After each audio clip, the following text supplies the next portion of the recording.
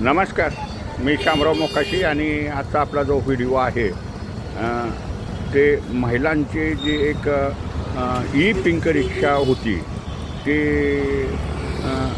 योजना विस्तारित करा आणि त्या योजनेला अजितदादा पवार ई पिंक महिलांची रिक्षा हे नाव द्या आणि ह्या योजनेसाठी 50,000 महिलांच्यासाठी परवाने द्या.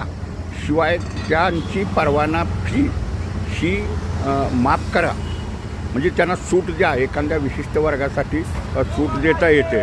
शिवाय ह्या रिक्षांना महिलांना सक्षम बनवण्यासाठी ह्या स्पर्धेच्या युगात महिला उत्तम प्रकारे छोटी वाहनं चालवू शकतात, चालवतात, रिक्षा चालवतात, टॅक्सी चालवतात आणि त्यांना हे परवाने देऊन व्यवसाय निर्माण होईल.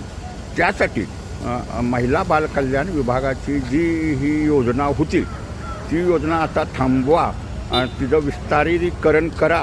त्या योजनेला अजितदादा पवार महिलांची ई पिंक रिक्षा हे नामकरण करा आणि 50,000 परवाने लॉटरी पद्धतीनं महिलांना द्या ई रिक्षासाठी.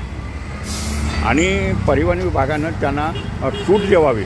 शिवाय ह्या योजनेत 15% रिक्षा किमतीच्या 15% महिलांना अनुदान द्या आणि 50,000 महिलांच्यासाठी ही योजनेला आम्ही ती योजना मुख्यमंत्र्यांच्याकडे सादर केलेली आहे.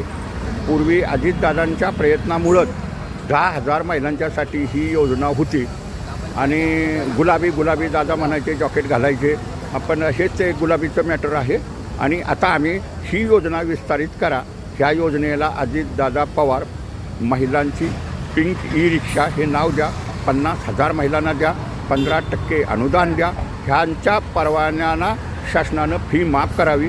पुणे पिंपरी चिंचवड महानगरपालिकेसाठी 10,000 महिलांना ते परवाने द्या. मुंबई महानगर क्षेत्रासाठी 20,000 द्या आणि बाकी मग संभाजीनगर नाशिक महापालिका आहे तिथं परवाने द्या.